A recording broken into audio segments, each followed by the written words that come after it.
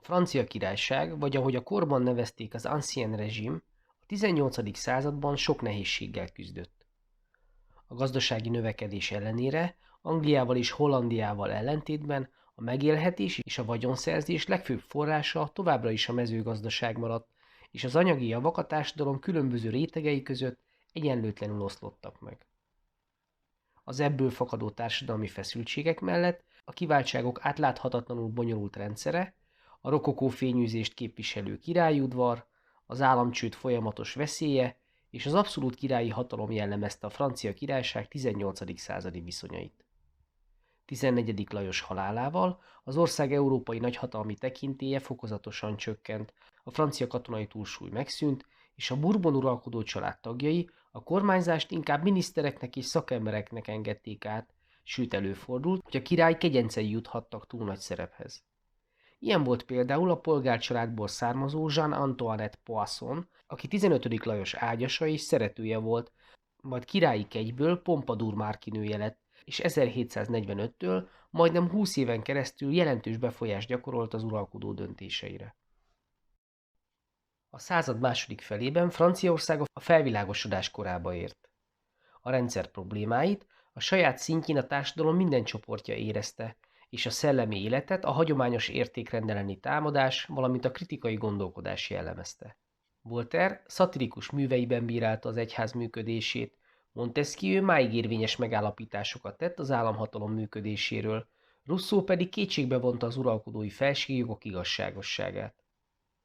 Az 1780-as évek végére Franciaország tarthatatlan pénzügyi válságba került, ráadásul a rossz gabonatermés miatt egekbe emelkedett a kenyérára, és az 1788-89-es évforduló rendkívüli hidegtelet hozott. A korszerűtlen adózási rendszer, az elhatalmasodó államadósság és a királyi udvar pompakedvelő fényűzése államcsőddel fenyegetett, ami miatt 16. Lajos király 1789 májusára kényszerűségből összehívta az általános rendügyülést. Ez azért volt rendkívüli esemény, mert a nemesség, a papság és az úgynevezett harmadik rend képviselőinek gyűlését 1614 óta nem hívták össze Franciaországban.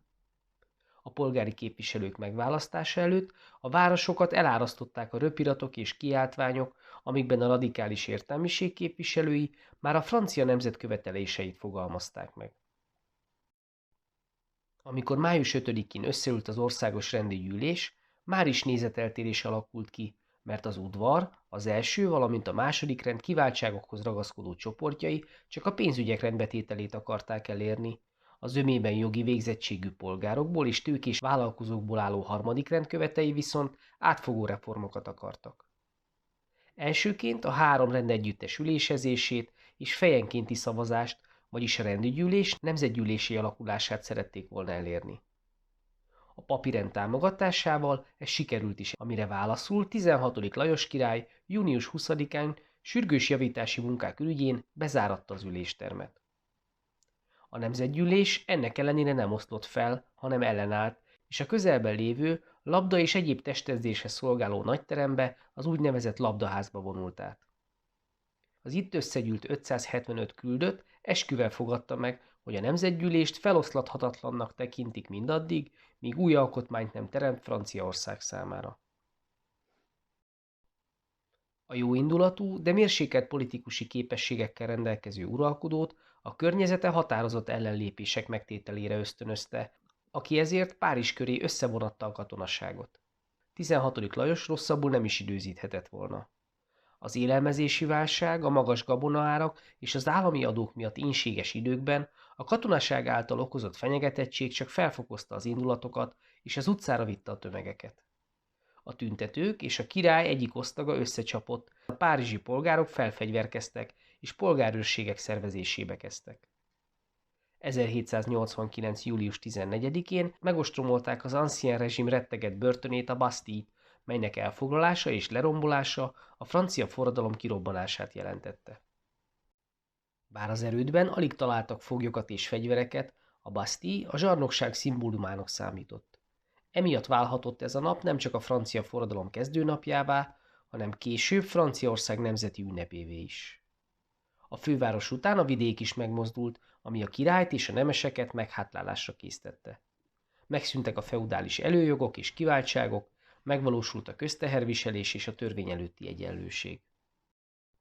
1789. augusztus 26-án a Nemzetgyűlés elfogadta a Lafayette-Márki által előterjesztett emberi és polgári jogok nyilatkozatát, amely a polgári átalakulás alkotmányos alapelveit tartalmazta. A nyilatkozat alapelvei a felvilágosodásból származtak, szerepeltek benne a Jean-Jacques Rousseau által megfogalmazott társadalmi szerződés és népszuverenitás fogalmai, valamint a Montesquieu által kidolgozott hatalmi ágok megosztásának elmélete. Előzményének tekinthető az 1689-es angol jognyilatkozat és a Thomas Jefferson által készített 1776-os amerikai függetlenségi nyilatkozat is. A 17 pontból álló nyilatkozat az alábbi egyetemes érvényű eszméket fogalmazta meg.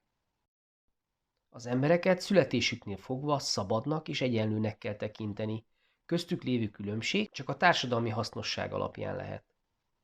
A politikai társulások célja az ember természetes és elévülhetetlen jogainak megőrzése. Minden embernek joga van a szabadsághoz, a tulajdonhoz, a biztonsághoz, és joga van ellenállni a zsarnokságnak. A nyilatkozat elismerte a vallásszabadságot és a gondolatok, vélemények szabad kinyilvánításának jogát is. A közösség tagjainak életét törvények szabályozzák, amik különbségtétel nélkül mindenkire egyformán vonatkoznak.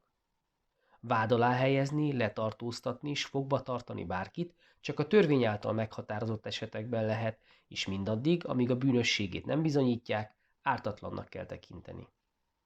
Az egyenlőség nem csak a jogokra, hanem a kötelezettségekre is kiterjed. A közteherviselés elve szerint az állam költségeihez minden állampolgárnak szükséges a hozzájárulása. A nyilatkozat elkerülhetetlennek tekinti a hatalmi ágak szétválasztását is, és kimondja a közösségi tisztségviselők felelősségét. Mindkettőt a jogrend alapjának tekinti. Az emberi és polgári jogok nyilatkozata a francia forradalom legtartósabb alkotásának bizonyult. A későbbiekben a 19. század polgári forradalmainak szellemi kiindulópontja lett, és beépült minden olyan későbbi eszmerendszerbe is, amely elfogadta az alapvető emberi szabadságjogokat. Remélem érthető volt és segített ez az összefoglaló. Ne feledd, a podcast leírásában próbára teheted a tudásodat is ezzel a témával kapcsolatban. A linkre kattintva megjelenő űrlapon az összes eddigi, ehhez a témához tartozó, egyszerű választ igénylő érettségi feladatot meg tudod oldani, és a végén a jó megoldásokat is megnézheted. Ha tetszett a podcast, akkor iratkozz fel a csatornára, ha támogatásoddal segítenéd a munkámat, akkor a leírásban megtalálod hozzá részleteket. Jó munkát, sok sikert!